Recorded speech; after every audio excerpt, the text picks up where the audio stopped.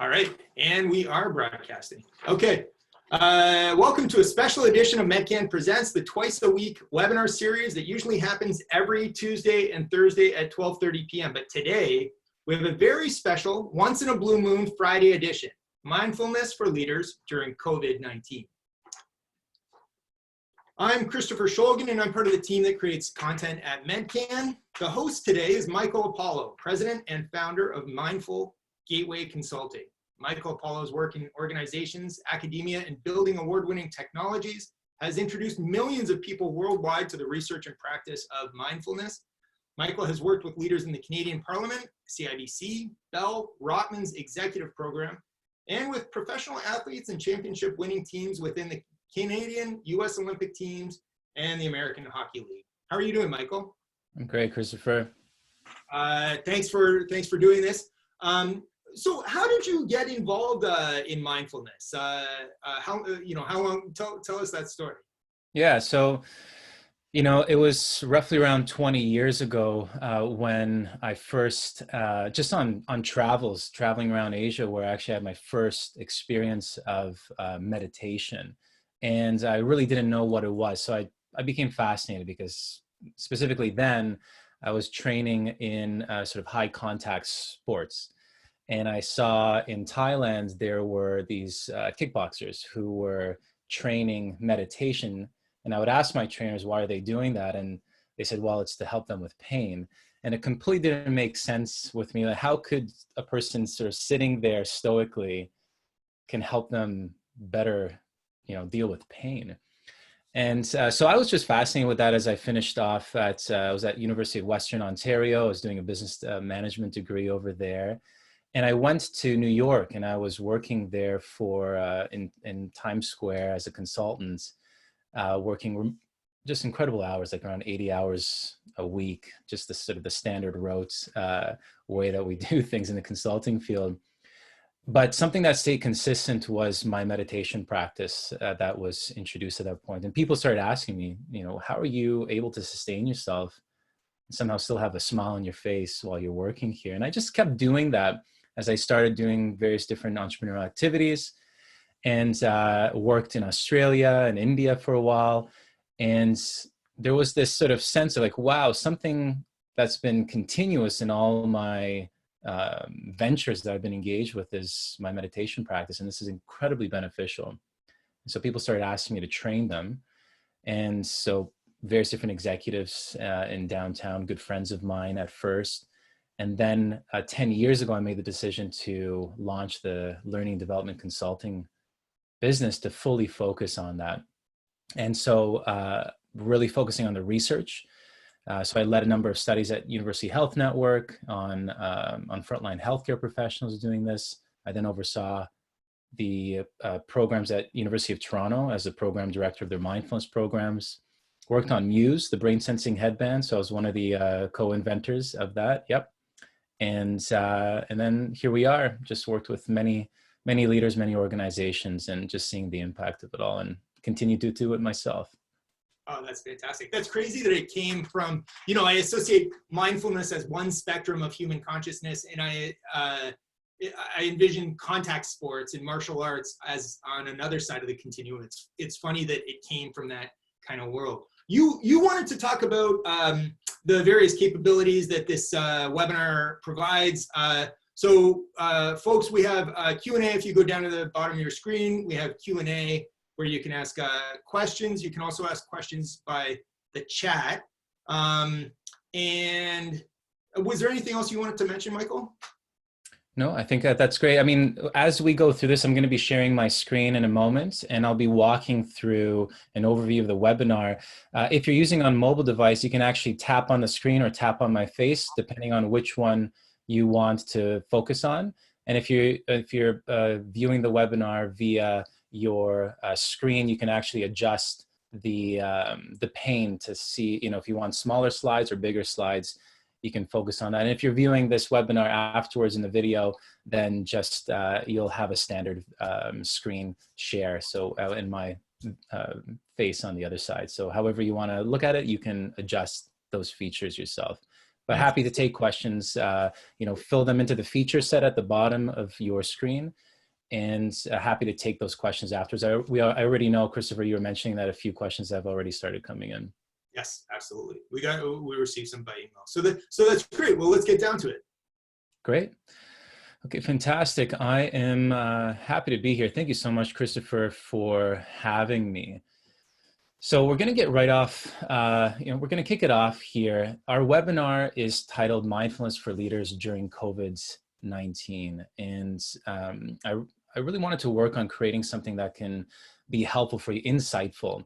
And so what we're going to explore is how COVID-19 is impacting your health and specifically your mental health, the well-being that you have, your relationships, and how there are unique stressors on the workforce and specifically leaders. We're going to explore also case studies next on how leaders are building their own resilience and the resilience of their workplaces using mindfulness to prepare for the uncertainty to come.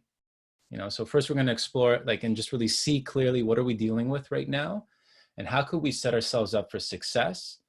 And then finally, I'm going to explore mindful leadership tactics that can help you optimize the choices that you make in the moment and interactions that you have with others, which will consequently help you sustain your performance and well-being in the time to come. Then we'll open up for some Q&A if there are any, and happy to answer those. If you do have some questions that come, please do enter them into the Q&A feature so we can get to them. Okay, so the first thing we need to do is to really see clearly what's happening so that we can respond effectively. And so COVID-19 is impacting our health, well-being, and relationships, and we need to prepare for this reality and the fact that it actually may get worse. As we know, there's a tremendous amount of media. If you're just like all of us here, and specifically, in North America, the media has had a huge boom of subscriptions and viewership off of COVID-19. And on one side, it's important to know the reality of job losses that are occurring, how this is impacting literally everyone. And this has never happened in human civilization where we can really see the impact of one thing on many at this scale. Something for us to note as well is that actually a lot of this media is being consumed digitally. It's being consumed via social media. It's being consumed via screens. And there are studies that show that the amount of media that we have, and specifically negatively oriented media, has a direct impact on lowering our mood and linking it to depression and anxiety. Screen usage, which has increased dramatically.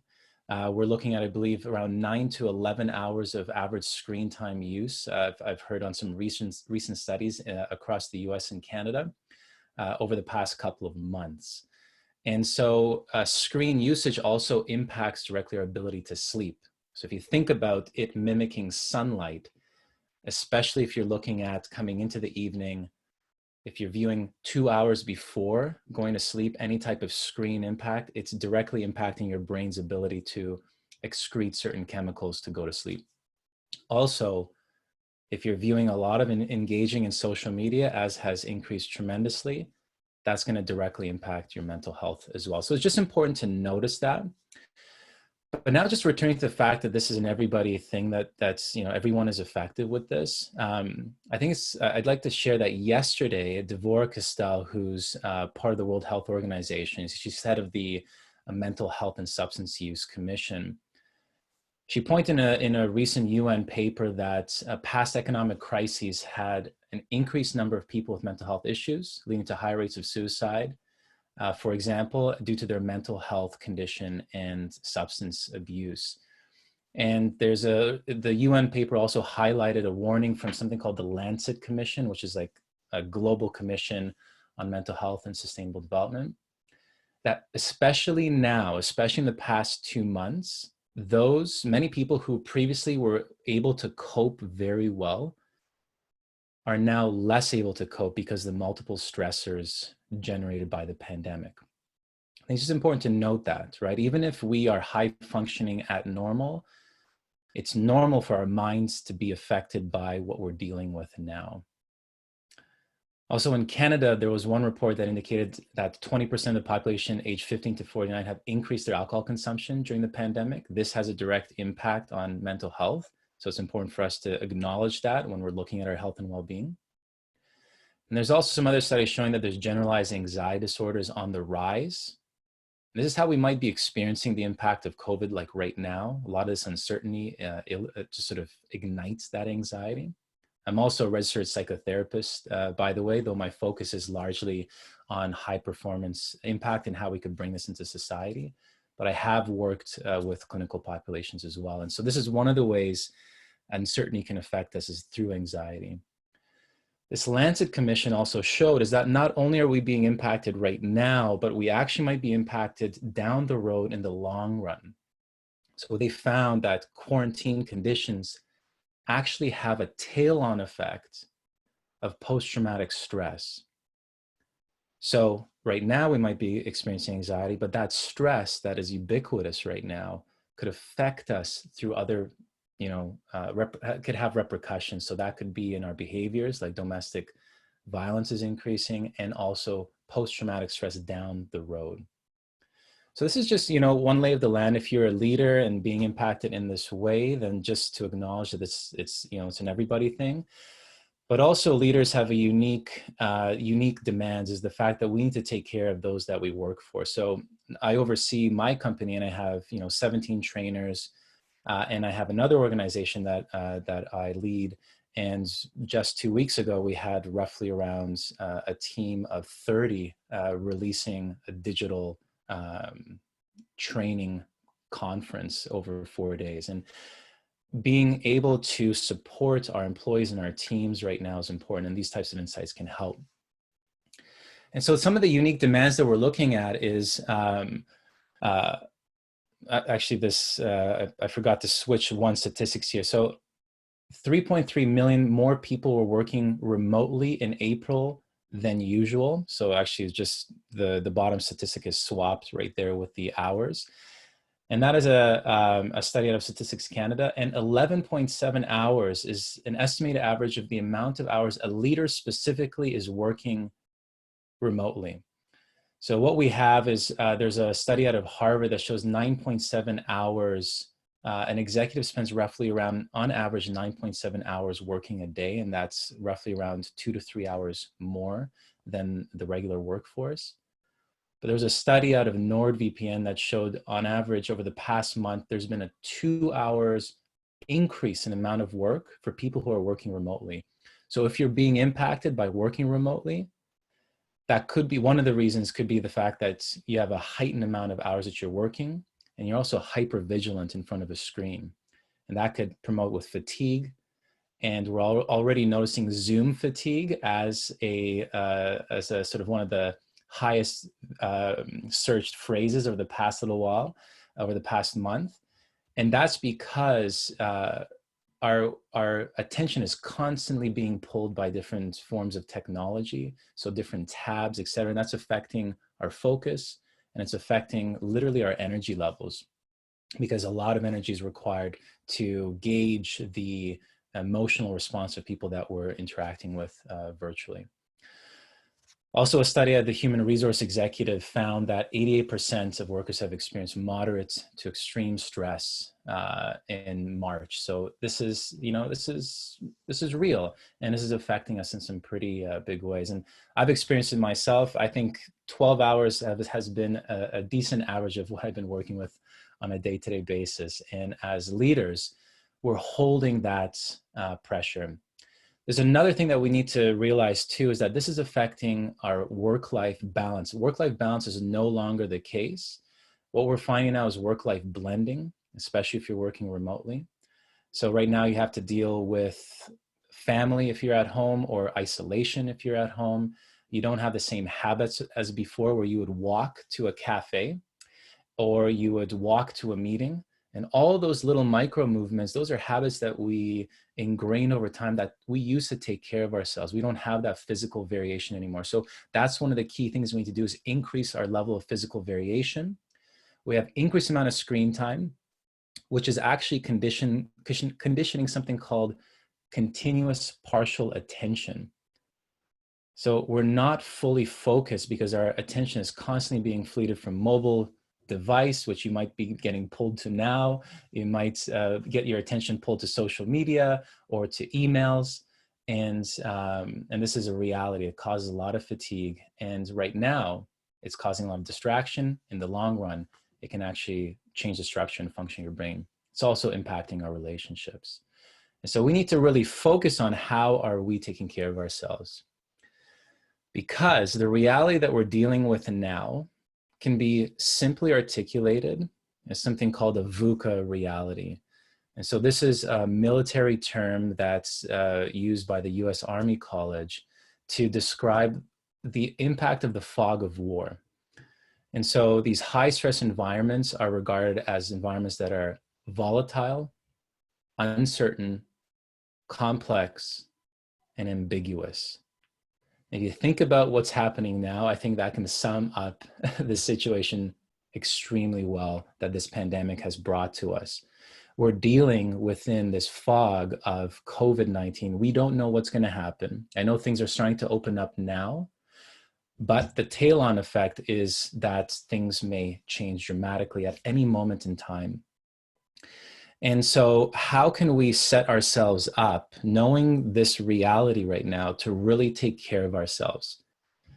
And I think specifically, how can we develop the inner resources and focus on that, because it's usually under-focused, as well as our external resources, our finances, our operational structures, our teams, setting everything up for success. I would say that our inner resources are as important, if not more important at this time, so we can be effective. And the reason why we want to do that is that our good friend COVID-19, you could sort of liken it to hello darkness, my old friend. COVID, you've come to walk with us. You're probably going to come to walk with us again. So we've got a little bit of a future coming up here with COVID. This is a study of the Imperial College, with recent statistics, showing that, yes, there's going to be a downturn now, but there's a high likelihood, and this aligns to Harvard epidemiological studies, we're going to be dealing with additional bouts of where we're going to be pumping the brakes here. These are opportunities for us right now to be able to really focus on developing our resilience, especially as leaders, and setting up our teams to be resilient to what's to come. And just to let you know, as most of you have already perhaps heard, that South Korea is already seeing a new flare-up, and they have to crack down again on this social isolation. So we might be dealing with this for a while. So how can we really set ourselves up to be able to sustain during this time?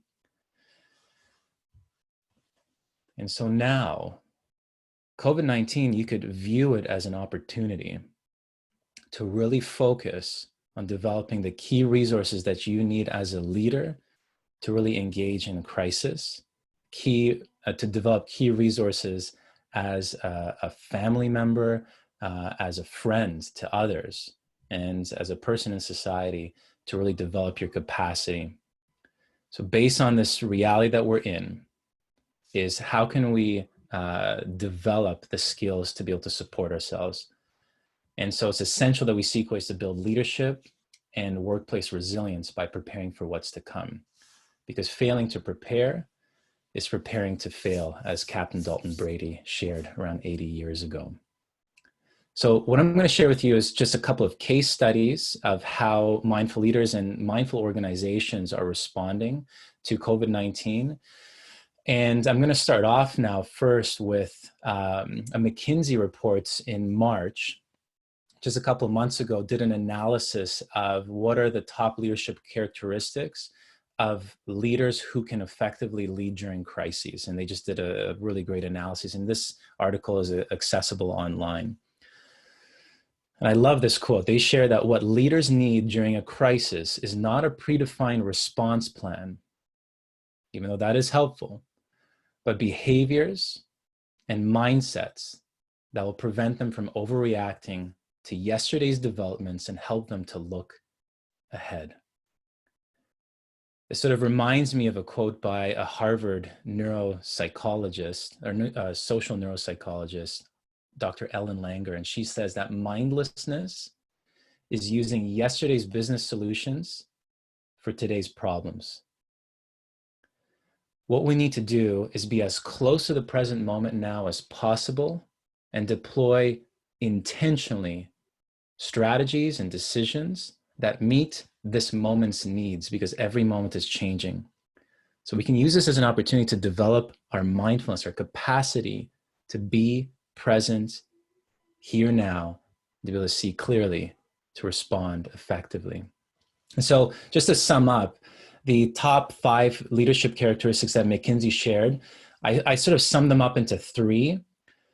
Resilience being the first one. They said a deliberate calm is required now, and a bounded optimism. And so what a bounded optimism is an optimism based on realism, right? So we can see clearly what we're dealing with. We're really good at that. Some of us are really great at analyzing and judging and figuring these things out. But what we need is to really have a bounded optimism and a deliberate calm throughout this time. And resilience, that ability to focus on the present moment and to return back, regulate our attention and focus, be back in the moment. The next key quality or characteristics is our ability to foster connection. So to demonstrate empathy, McKinsey shares, is essential right now. The fact that our employees are dealing with things, our family members are dealing with things, we can acknowledge that.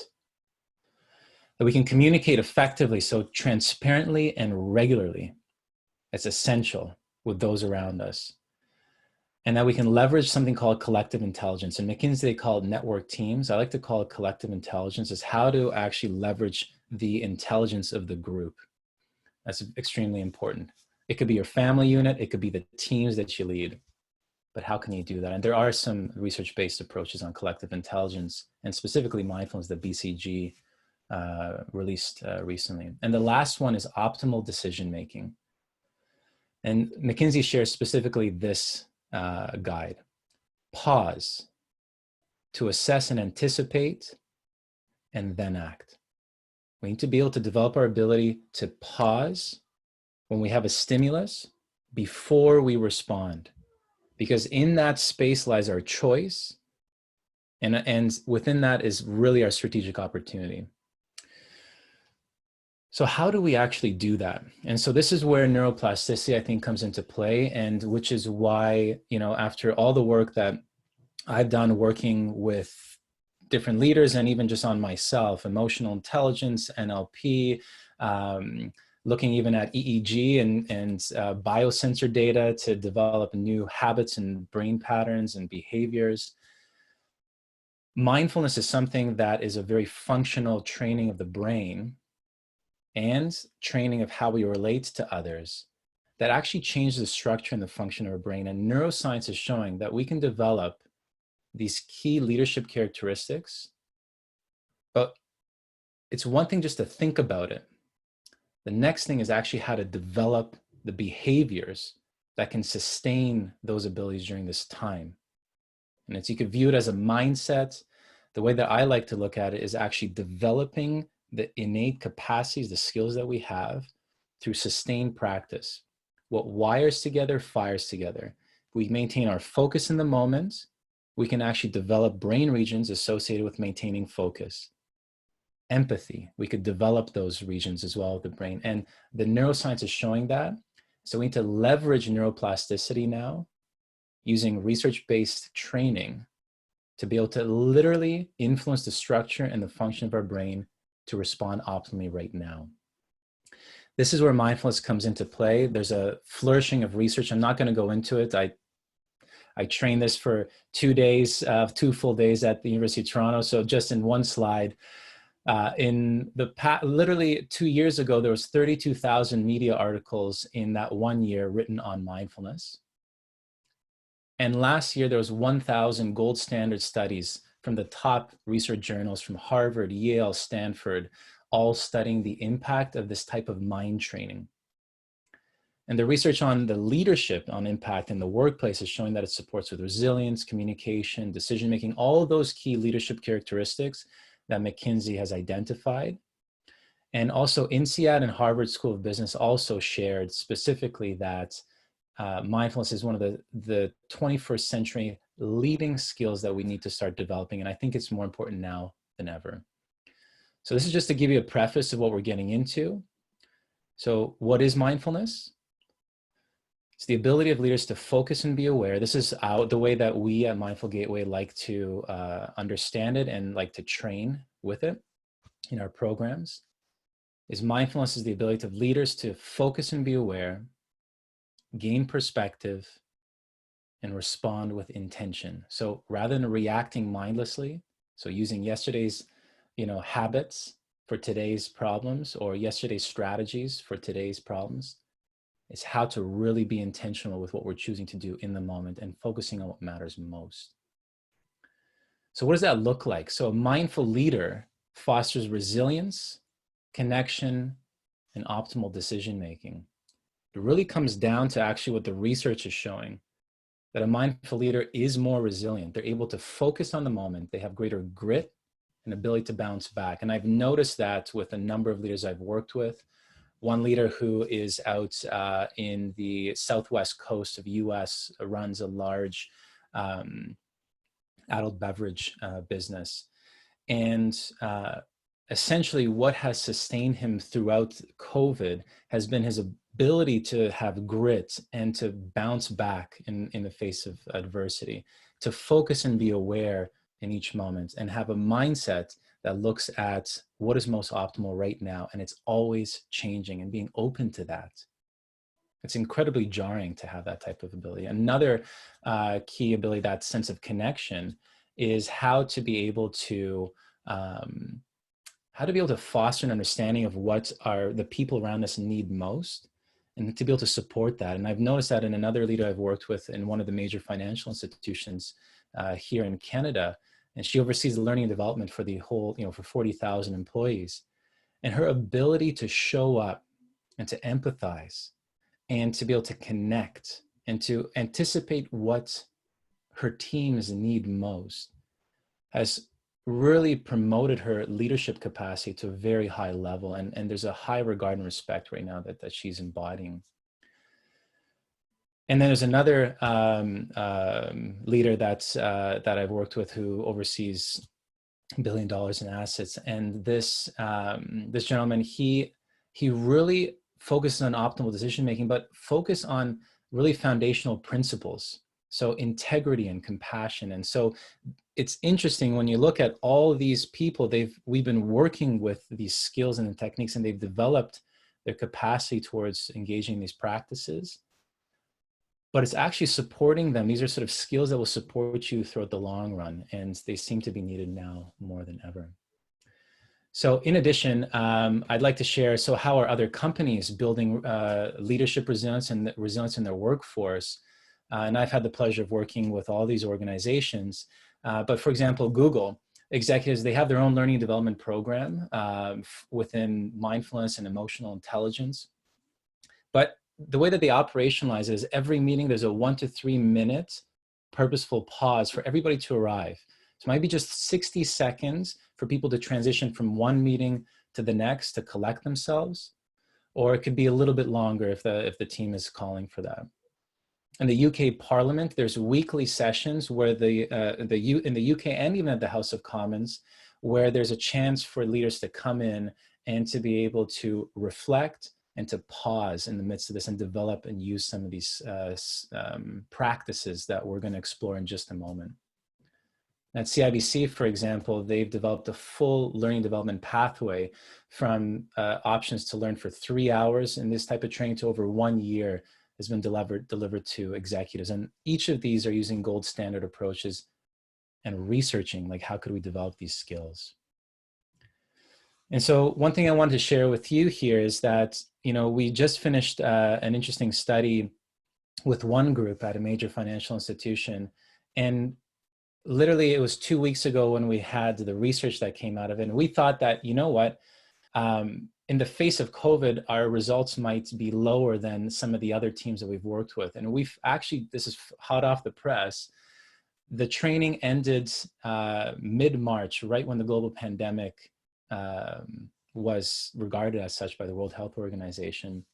And they utilized the skills up until 2 weeks ago, and we did a full analysis and a survey using these assessments on the impact of them using these practices during COVID-19. So this is one group. Of course, these things live differently, and these results live differently in different organizations. But just to show you, the World Health Organization well-being score rose. So we actually had an increase in well-being of roughly 15%. And this was a statistically significant impact for those of you who are research inclined.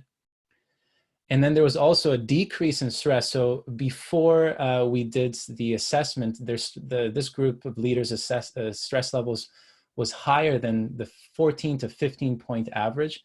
It was in the high stress average. And 2 weeks ago, it was actually lower than the global average of stress using something called the perceived stress score.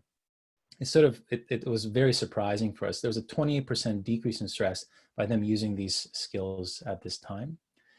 There's an increase in improvement in resilience, which usually takes time. So resilience usually takes about a year or more to develop, but we found an impact there, and in team climate. So people feel safer together. They're more oriented on the tasks that they need to do, more present, and more supportive on innovation. So that's just to show you some ways that organizations and leaders are working on introducing some of these skills to support them now. And I'm going to go and I'm just going to give you some tactical tools that you'll be able to take away with you, and then we'll be able to answer some of the questions that are coming in here. So tactics to support leaders during COVID-19. So, how do we actually bring this forward? So, one of the practices that we're going to take just 60 seconds now to do is one that we call the relax, reflect, and respond practice. So I'm going to invite you now. You might have the phone up to your ear if you're calling in or observing this by video. And wherever you are, it's mindfulness. There's a lot of misconceptions. It's not about having your eyes closed. It's not about creating a relaxed state. You might not be relaxed. You might actually notice how not relaxed you are. It's not about clearing your head of thoughts. These are a lot of these misconceptions that get in the way. I like to look at it as seeing clearly the way things are. So let's take a moment now just to see clearly the way things are, and this practice might be helpful for you moving forward. So this is going to take 60 seconds. So right now, you can just settle into your seats, or if you're in transit, wherever you may be. And you can lower your gaze away from the screen. If you are using a monitor, sometimes that's helpful to limit distraction or things pulling at your attention in the visual field. I'd just like to invite you now just to take a moment with eyes open or closed, just to check in on how your body feels. Just take a few full in-breaths and out-breaths, and just notice maybe there's tension. Maybe this is the first moment you've had a chance to actually just pause and check in. What do you notice? Tension, shoulders or bracing, sometimes in the jaw or the face, or maybe in the abdomen, your legs, maybe a sense of relaxation or ease, fatigue, energy.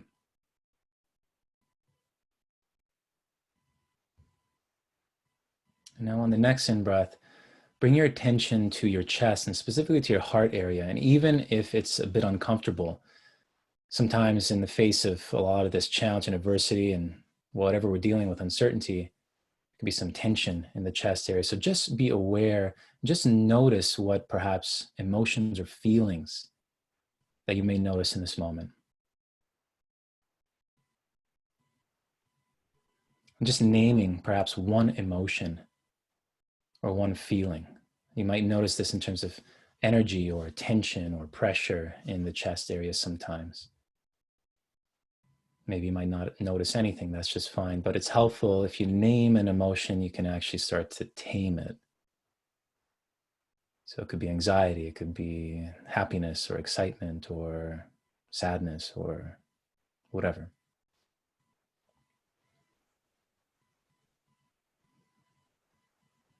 And now on the next in-breath, bring your attention to the space of your mind and just check in. What's the quality of your mind in this moment? Is it busy? Is it rushed? the scattered, fatigued, all of the above. Whatever it is, we're not looking to change a thing, just to notice. Now, just taking a few full in-breaths and out-breaths. And on the out-breaths, just focusing on letting go of any residual tension. Now just reflecting on what matters most for you. What do you need to focus on that matters most? So knowing what you know now, maybe it's about taking care of yourself. Maybe about taking care of somebody else. And if there's a challenge that you're holding on to, just notice. Maybe you need to focus on that. Can you change it? Or is it unchangeable? So can you let it go, or can you let it be? If you can't let it go. Or if you need to take some type of action, what type of action are you going to take? Maybe it's a change in your relationship or attitude towards the situation.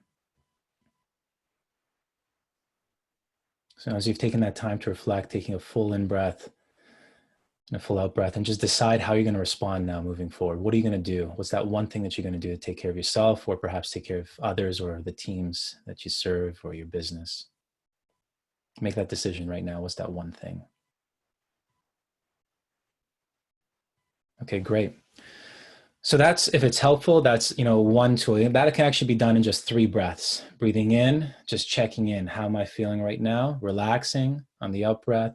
The next breath, reflecting. What do I need to focus on most right now? And on the next breath, looking at what am I going to do right now? What's that one thing? Maybe it's to focus on this next email. Maybe it's to move and get up from the desk. Maybe it's to reach out to somebody. Whatever it is, it gives you a chance between the stimulus and how you respond to pause, just as McKinsey is asking us to do. Like, how do you actually do it? Well, now you know how. So a couple of tactics just to finish off here. So during this time, promote self-care, provide a warm and responsive presence, create a sense of security. So what does that look like? Promote self-care. I like to look at the 4 M's of mental health. This works really well. Sue Varma, a doctor of the US, she shares these. It's a very simple tool. Mindfulness, find some way to pause. The first M, mindfulness, find some way to pause, whatever it is for you. If you're gonna engage in some practices, and I'm happy to share the practice I shared here with you as a guided audio one, you can just reach out to me. Do it, or if maybe it's prayer or whatever else that you do, just do it. The next one is M, is mastery. So maybe it's develop yourself some way at this time. Maybe it's to take up a book that you want to read and dedicating time to that, or a hobby. This can be really helpful and nourishing.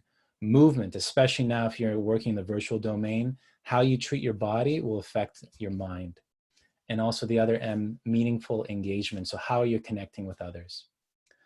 Reinforce importance for self-care for yourself and for those around you, and provide opportunities to practice. You have to carve it in. You're never going to find time for yourself. You have to provide these opportunities for yourself and for others this way. Provide a warm and responsive presence. Be a soothing presence. So during meetings, you can slow down the pace of your speech and your movements, and you can actually lower the tone of your voice. This will help regulate the other people that you're with and their nervous system. This is very important. You can actually influence their experience. Create a sense of safety by expressing your commitment to providing a support in these times of stress. And let your team know you're present, or let those around you know you're present. Connect with them and take time to fully pay attention.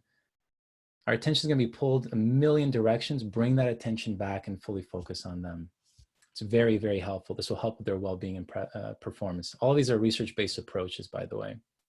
Lastly, to create a sense of security, communicate regularly with your team, foster respectful openness to discuss whatever challenges people are facing with, and share resources that may be helpful. It creates a sense of safety. Regular FaceTime, communication, transparency, incredibly important for psychological safety. And express gratitude and kindness. You may view this as soft, but the research is extremely tangible in this domain. You can say thank you I really appreciate that you, went the extra mile, or I'm grateful for the fact that you're there supporting me. These are little things that you can do that can be tremendously helpful and tremendously impact their health and well-being. So thank you so much for going through this. I hope this is helpful for you. If you'd like to access the Mindful Leader tactics, I have a quick reference guide. Just feel free to email me. I'd be happy to share that resource with you. The guided audio resources as well. I'm happy to share that practice specifically, a link to it that you can engage with during this time if it's helpful for you. You can email me or just go to mindfulgateway.com and inquire that way if that would be helpful. And, just to bring it all together, just really be aware of how this pandemic is impacting your health and well-being and your relationships. This is what we explored here today. We explored as well, to look at how to build your own resilience and the resilience of your workforce, and how by being a mindful leader, you can really support yourself at this time. So these are some little takeaways there for you. And I hope it's been helpful, and happy to open up for Q&A, and Christopher, anything that comes up for you. Michael, that's, gosh, I've seen a lot of mindfulness presentations, and this was just on a different, I don't want to be too congratulatory or like blow smoke or anything, but gosh, this was great. I got a lot out of this personally, and Zoom fatigue and work-life blending, the loss of micro movements, and then this VUCA, volatile, uncertain, complex, and ambiguous. Gosh, part of the way of like kind of moving past what we're all dealing with is defining the problem and recognizing the problem. And you did such a good job of that. Okay, so we have lots of questions. Let's start with the one that was with one of the ones that was submitted early. So I work in the investment business. The questioner asks, as work from home started in early March, I initially adapted really well and was very productive. More recently, though, I started to lose steam and find it harder to focus and be productive. I think it's partly boredom from the lack of variety day in and day out. How can I help myself get recentered and focused on what needs to be done? Yeah, I think it's a huge commonality that we're being faced with. Many people are being faced with. So you're not alone, first off. The other thing is, I think we just have to realize the lack of movement. So just think about the habits that you had before coming in and starting to work remotely, and think about the new base camp or the new habits that you need to develop to support yourself moving forward, right? And so this is we have to really rethink, especially now when there's going to be these times of physical distancing or literally quarantine.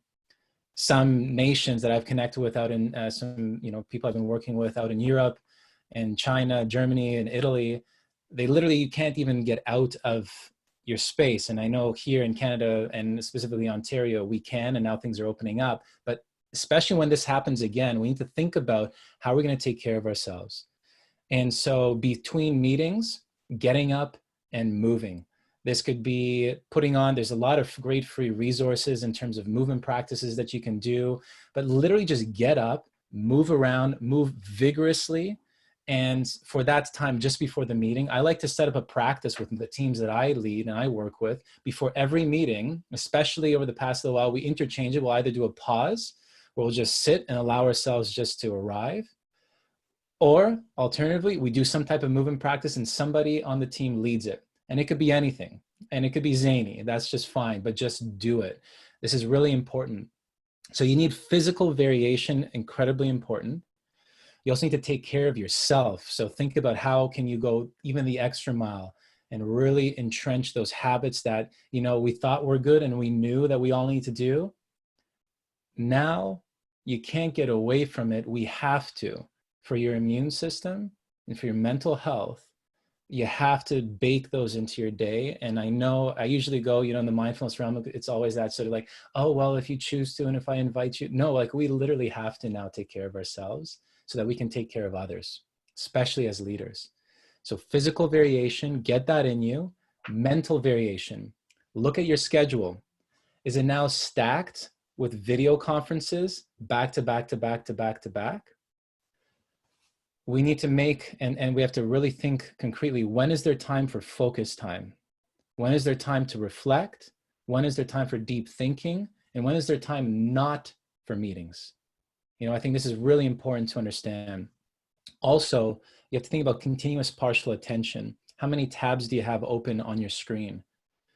There's a direct correlation towards the amount of tabs that you have open to your resting heart rates being elevated, your blood pressure being higher. So literally you're fatiguing yourself by being more distracted. The more focused you are, the more ease you'll be in, the more energy you'll have, and the more you'll be, you know, let's just say productive and zoned in. Study out of Harvard as well shows that 40% of the time we're not, around 7% of the time we're not focused on what we're doing in the moment. But a wandering mind leads to low mood. So it's interesting, even if we're focusing on, you know, to try and distract ourselves from something that we don't like to do, like procrastination, et cetera, that actually decreases our mood. So the more focused we can be, the easier it will be on our lives. So to really hone in on that mental variation as well, getting good sleep, as well as shutting down screen time at least 2 hours before going to bed. And I know that that's hard to do, but we got to try. So, okay, the next one, I think this is a question a lot of us are wondering. How do you practice mindfulness without being interrupted? I am always being interrupted by kids, and when I try, I feel like any minute I'm going to hear them or they're going to walk in and ruin my experience. Can you practice mindfulness in the shower? That seems to be the only place I can find a moment to myself, or while walking outdoors. I think that's a great question. Yeah, great question. A lot of people ask, you know, what's the easiest way to start as well? So, I mean, if we just take it on foundational principles, start where it's easiest, I would say. Start small. So yes, in the shower, a simple mindfulness practice, just check in. Are you the only one in the shower? Do you have your team in there because you're thinking about, you know, the project you're working on? You have your clients in there. You know, I know it's pretty, you know, zany to think of it that way, but how many things are we thinking about other than actually taking a shower? So how can we actually train ourselves to be present in that experience, or while walking around? So this is, you know, that's great. You can also very simply, you have to structure your day. So get up before your kids are up. You know, I got 2 little ones under 5 years of age, and they're firecrackers. And once, you know, things are, all hell breaks loose. Yeah, that's fine. So I'll do it right when they go to bed. Boom. There's my 10, 20, 30 minutes to be able to really dive in. The other thing to really notice is the misconception that this is something that we are doing with eyes closed and we're separating ourselves from the world, so we need a comfy, cozy environment. No, it isn't. That's a misconception. What we're trying to do is really hone in and be present in the experience. And so especially right now, when everything's distraught, creating like a meditation practice might be really hard. You know, if you are going to create one, start just 2-3 minutes and build up over time. This is the research shows to develop a habit. Do it daily, more so than one time a week for a long duration of time. You want to do it daily to develop that habit, and go smaller. It's okay. It's continually reminding yourself to do it. Micro practices can be really helpful here. Maybe just one breath. What do I need to focus on here? How do I feel? Checking in. How can I respond in this moment? It's optimal. Maybe that's all we can do. Fantastic. Focus on that while you're washing the dishes, while you're writing up an email. These are the different ways to be able to bring it forward.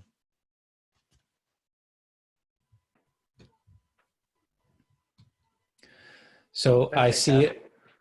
Oh, sorry. Oh no, go ahead, Michael. Sure. So there's another question here. How often do you need to practice mindfulness, and for how long to find effectiveness? Is it better to do guided with someone one-on-one? If you want to think of it like a trainer can help you through roadblocks and challenges and misconceptions and you know, these things that we are faced normally. There's a lot of questions around working with the mind. So working with somebody that spent a lot of time training their minds will dramatically impact your ability to move forward with this. But there's lots of resources out there, right? So you can reach out in those domains.